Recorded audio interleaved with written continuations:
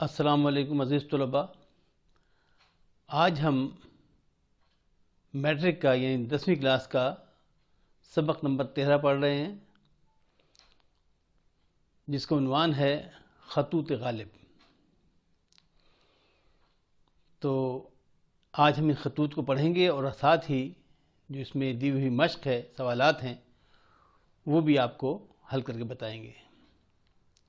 تو چلیے چلتے ہیں اسکرین کی جانب، تاکہ اسکرین میں جا کے ہم یہ تمام سبق پڑھ سکیں، اس کے سوالات کے جواب بھی آپ کو بتا سکیں. تو چلتے ہیں اسکرین کی جانب. تو عزیز طلبہ، ہم اسکرین پہ آ گئے ہیں اور آج ہم 10ویں کلاس کا یعنی میٹرک کا سبق نمبر 13 پڑھ رہے ہیں، جس کا عنوان ہے خطوط غالب.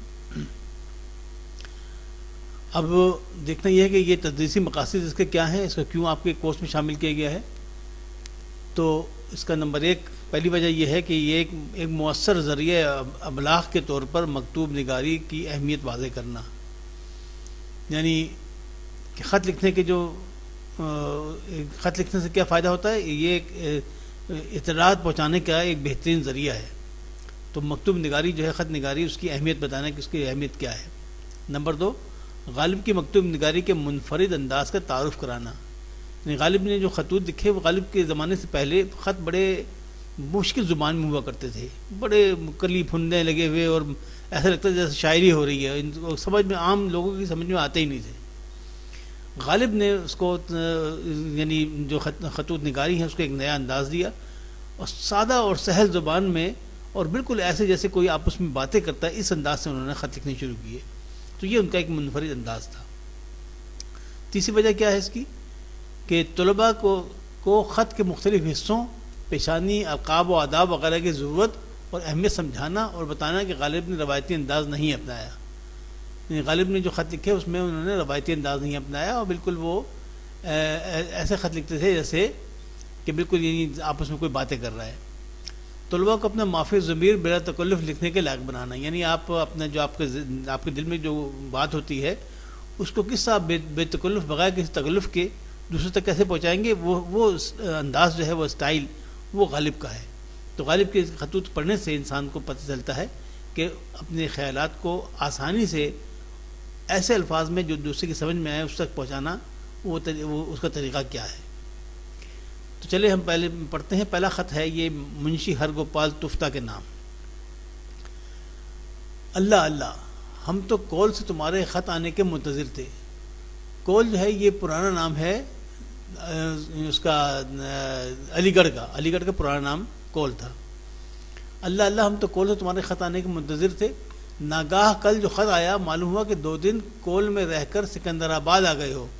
یعنی جب انہوں نے خط لکھا تو انہوں نے سکندر آباد سے لکھا، یہ سمجھے کہ وہ ابھی علی گڑھ میں بیٹھے ہوئے ہیں. تو یہ اس کے وہی کہہ رہے ہیں کہ 2 دن کول میں رہ کر سکندر آباد آ گئے ہو اور وہاں سے تم نے خط لکھا ہے.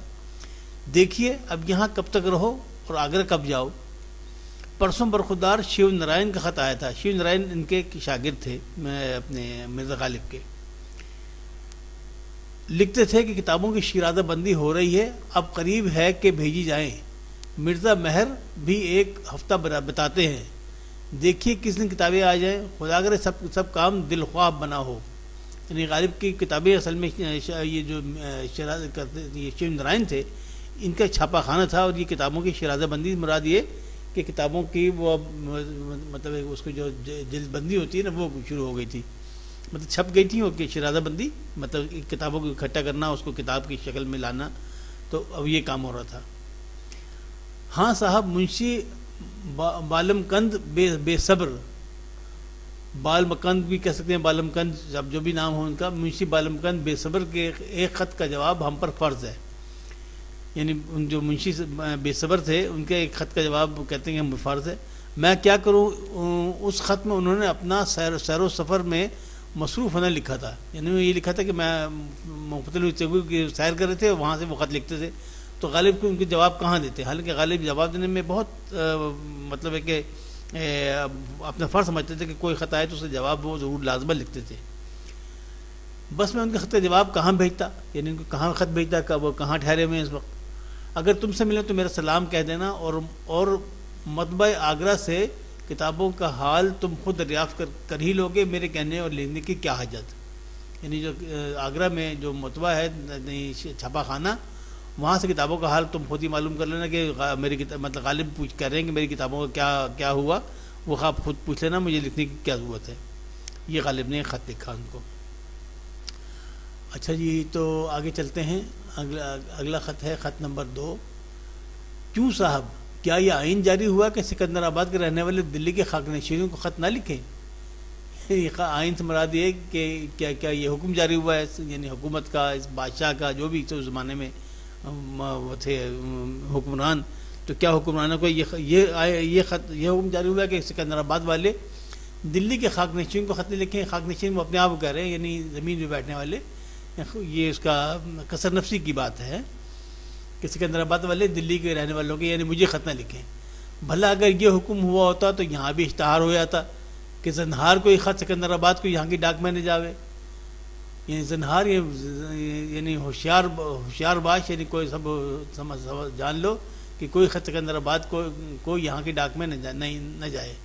یعنی جو دو طرف یہ وہ ہوتا حکم ہوتا کہ، لیکن ایسا نہیں ہے. وہ انہوں نے یہ کیے تو مزاحیہ انداز میں بات کی ہے غالب نے. کس بشنود یا نشنود من گفتگو میکنم، یعنی کسی نے اگر سنا یا نہیں سنا، میں تو گفتگو کروں گا. کل جمعے کے دن 12 تاریخ نومبر کی 33 جلدیں بھیجی ہوئی برخودار شیو نارائن کی پہنچی. شیو نارائن جن کا پریس تھا، انہوں نے چھاپ کے 33 جلدیں ان کی کتاب کی بھیجی ہیں. کاغذ، خط، تختی، سیاہی، چھاپا، سب خوب دل خوش ہوا اور شیو نارائن کو دعا دی. 7 کتابیں جو مرزا حاتم علی صاحب کی تحویل میں ہیں، وہ بھی یقین ہے کہ آج کل پہنچ جائیں.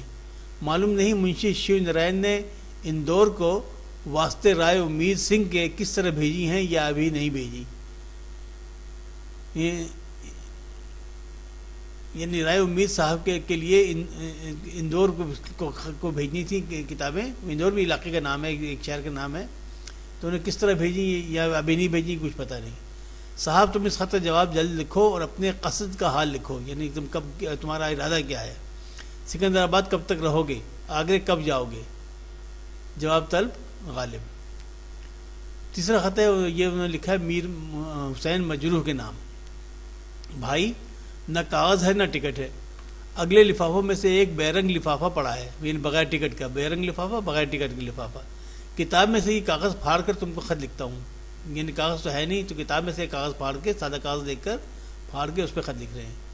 اور بیرنگ لفافے میں لپیٹ کر بھیجتا ہوں، یعنی بغیر ٹکٹ والے لفافے میں بھیجتا ہوں. بغیر ٹکٹ کے لفافے میں کا یہ ہوتا تھا کہ بغیر ٹکٹ کے لفافہ جاتا تھا ڈاک میں، لیکن جس کو بھیجا جاتا تھا اس سے وہ ٹکٹ کے پیسے وصول کیے جاتے تھے، ڈاکیا اس سے پیسے لیتا تھا. غمگین نہ ہونا، کل شام میں کچھ فتوح کہیں سے پہنچ گئی ہے، یعنی کچھ پیسے کہیں سے آ گئے ہیں. آج کاغذ اور ٹکٹ منگا لوں گا. سے شنبہ 8 نومبر صبح کا وقت ہے، جس کو عوام بڑی فجر کہتے ہیں.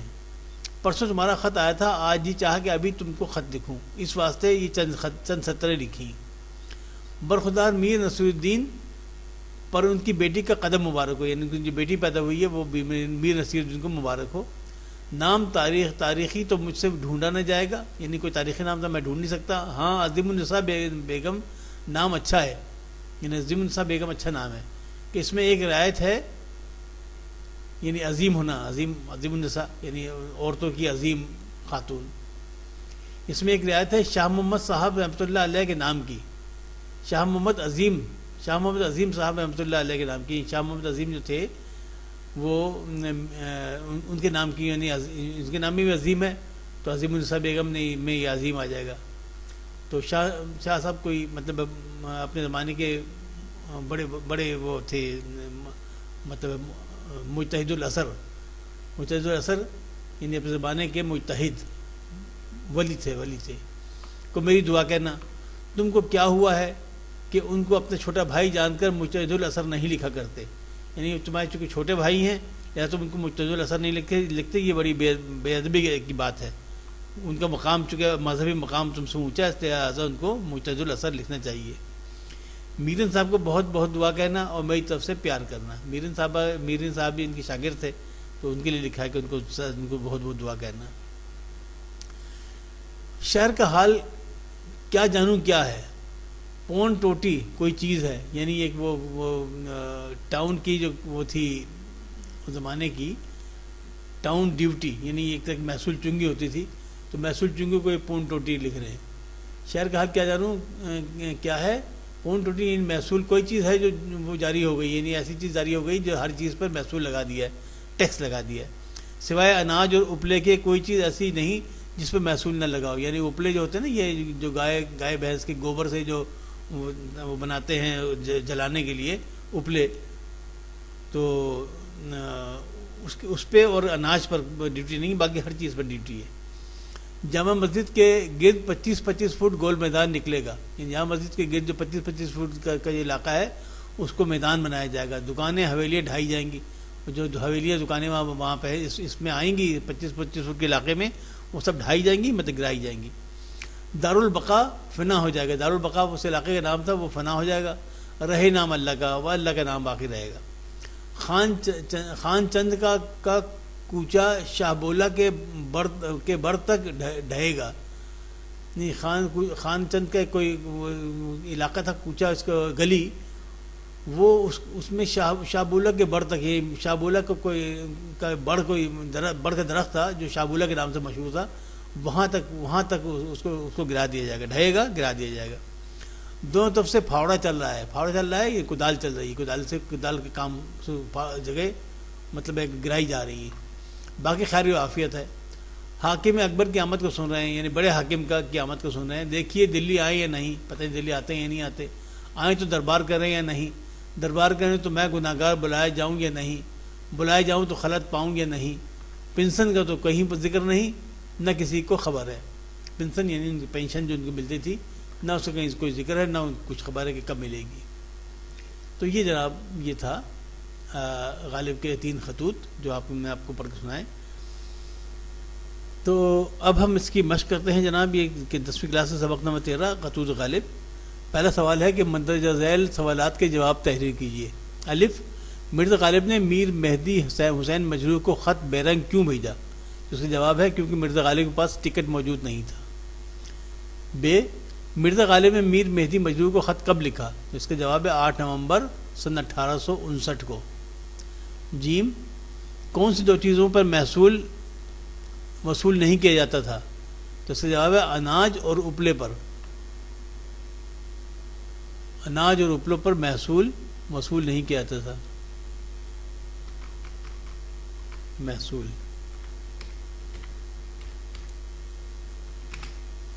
وصول نہیں کیا جاتا. دال، مرزا غالب نے کتابوں پر کیا رائے دی ہے؟ جواب، مرزا غالب کی رائے تھی کہ ان کتابوں کا کاغذ، خط، تختی، سیاہی اور چھاپا سب اچھا ہے. سوال ہے تفتہ نے غالب کو خط کہاں سے لکھا تھا؟ جواب ہے اس کا سکندر آباد سے. سوال نمبر 2، درست جواب پر ٹک کا نشان لگائیے. الف، میر مجروح کے خط میں کس کی بیٹی کی پیدائش کا ذکر ہے؟ تو جواب ہے میر نصیر الدین کی. بے، پون ٹوٹی یہ چنگی کس چیز پر معاف تھی؟ تو اس کا جو صحیح جواب ہے وہ ہے اناج اور اپلے. جیم، مرزا غالب کو تفتہ کا خط کہاں سے آنا تھا؟ تو جواب ہے کول سے آنا تھا. کول کہتے ہیں پرانے زمانے کا جو اس کا نام تھا کس کا، علی گڑھ کا. تو یہ وہاں سے ان کا خط آنا تھا. دال، کس شخص نے کتابوں کی شیرازہ بندی کے بارے میں مرزا کو خط لکھا تھا؟ تو اس کا جواب ہے شیو نارائن نے. ہے، دوسرے خط کے مطابق مرزا غالب کو کتنی کتابیں وصول ہوئیں؟ تو جواب ہے اس کا 33. واؤ، مرزا غالب نے تفتہ کو دوسرا خط کب لکھا؟ تو اس کا جواب ہے 13 نومبر سن 1858 کو. سوال نمبر 3، خطوط غالب کے متن کو ذہن میں رکھ کر درست یا غلط پر ٹک کا نشان لگائیں.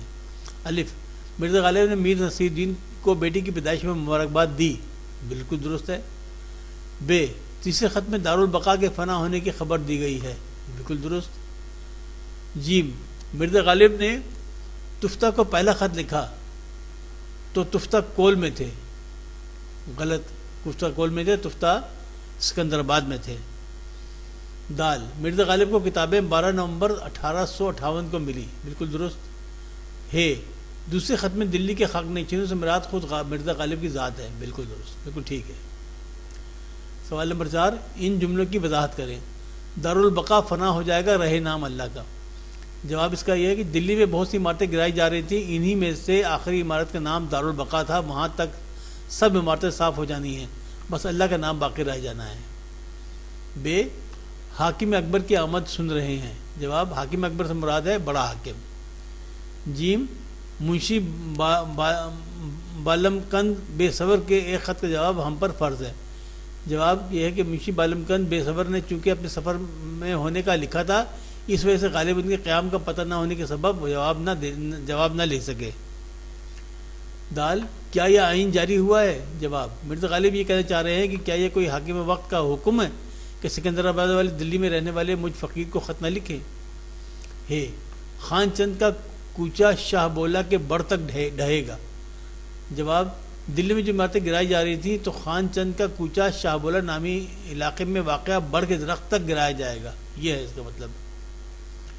سوال 5، کالم الف کے الفاظ کالم بے سے ملائیں۔ تو یہ ہم نے ملا دیے، پہلا خط کو ملا دیا ہے ہرپال گفتہ سے، شیوندران کو ملا دیا ہے کتابوں کی شیرازہ بندی سے، دوسرے خط کو ملا دیا ہے میر مہدی حسین مجروح سے، دارالبقا کو ملا دیا فنا سے، غالب کے خطوط کو ملا دیا خلیق انجم سے، اور بیٹی کا قدم مبارک ملا دیا میر نصیر الدین سے۔ یہ ان کے تعلق، ان چیزوں کا ان چیزوں سے تعلق ہے، تو یہ آپ نے دیکھ لیجیے۔ مندرجہ ذیل پر اعراب لگائیے۔ مجروح، تفتہ، مجتہد العصر، برخوردار، تحویل، یہ ہم نے لگا دیے سارے، آپ ان کو دیکھ لیجیے گا۔ اب سرگرمی گئے ہیں کہ خطوط میں جن شخصیت کا ذکر آیا ہے اساتذہ سے پوچھ کر ان کا مختصر تعارف خوشخط لکھ کر جماعت کے کمرے میں آویزہ کریں۔ تو ہم نے آپ کے لیے یہ لکھ دیا ہے، 3 اصحاب کا اس میں زیادہ ذکر ہے۔ پہلا ہے منشی ہرگوپال تفتہ، ان کے بارے میں ہم نے ذکر کر دیا یہاں پہ کہ منشی ہرگوپال تفتہ مرزا غالب کے نہایت چہیتے شاگرد تھے، لیکن عجیب بات یہ ہے کہ وہ اپنی شاعری سے تو مشہور نہ ہوئے، البتہ مرزا غالب کے خطوط نے انہیں شہرت دمام بخشی۔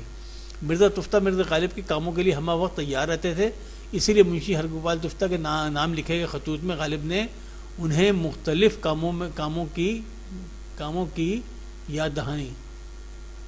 یہ ذرا میں آپ کے لیے صحیح کر دوں،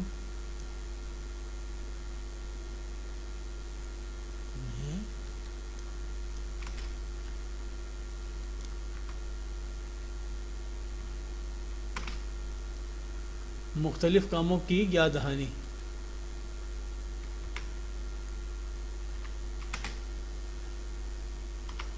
مختلف کاموں کی یاد دہانی کرائی ہے۔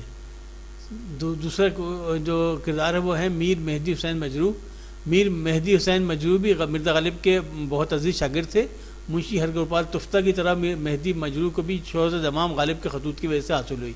اگرچہ مجروح کا مجموعہ کلام شائع ہو گیا تھا، لیکن وہ بھی اپنی شاعری کی وجہ سے مشہور نہیں ہو سکے، بلکہ یہ کہنا زیادہ مناسب ہوگا کہ ان کی شاعری شاید ہی کسی کو یاد ہو، شاید